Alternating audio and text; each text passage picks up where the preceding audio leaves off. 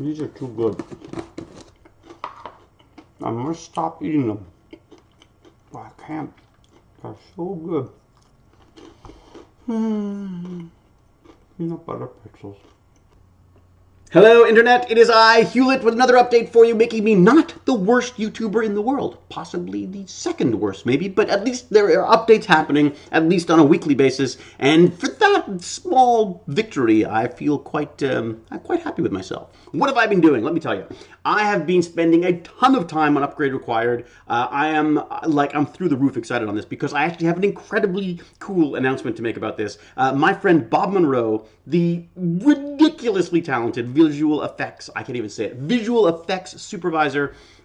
He's run VFX companies. He's done effects on everything from X-Men movies to the new Expanse series for sci-fi. It has like 250 visual effects per episode and looks stunningly gorgeous because he's stunningly talented, and he's agreed to do Upgrade Required. We are...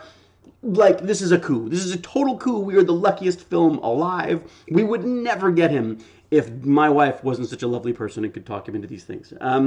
She's very good. She's quite charming when she needs to be. We spent the Saturday up at his sort of farm-like, idyllic existence, where he made me shake whipped cream until it turned into butter.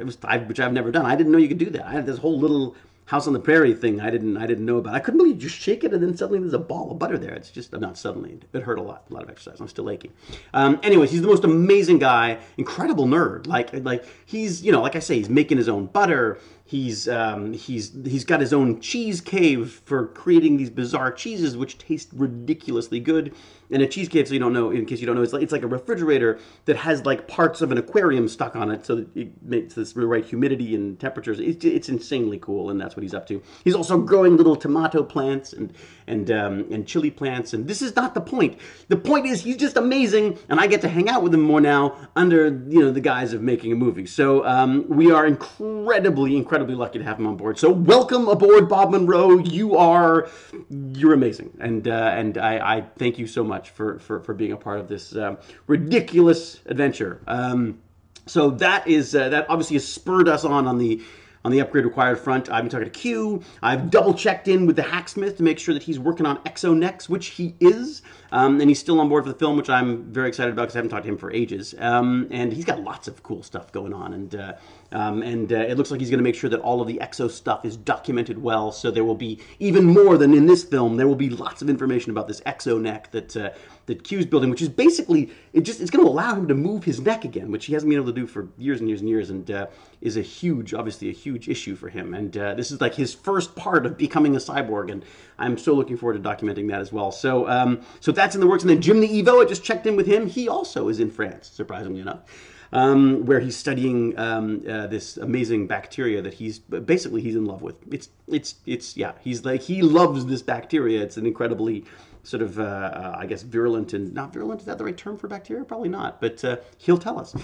Point being is he's going to be on board for Upgrade Required as well. I need somebody who can bring these diseases down to earth and explain them in a fun, interesting way and convince us, as he is convinced, that they are just truly remarkable organisms, devastating in what they can do, but again, just another part of the amazing world we live in, and the reason for these upgrades that we are seeking for Q and for people like Eric Valor, who's also again on board. I'm so excited about. We have the most amazing group of people in this film. I am the dullest part of this film, and I'm so excited about that.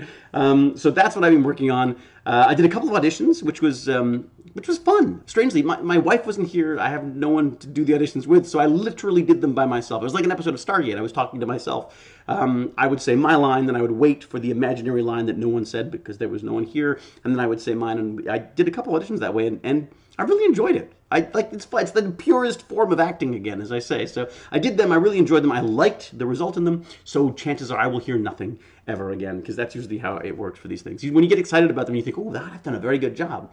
Usually, you never hear anything. But there you go. It was fun to do. Glad I did it. Trying to keep my foot in the water, I guess. I don't know whatever the term would be for the my foot in the ring, a little bit in the spotlight. I don't know what the deal is. But anyways, trying to get an acting job, basically. That's certainly a fun way of doing it. So I will wrap it up for you here. I'm going to, as I say, Cannes on Saturday, so I will check in as I can. And until we geek again, cheerio.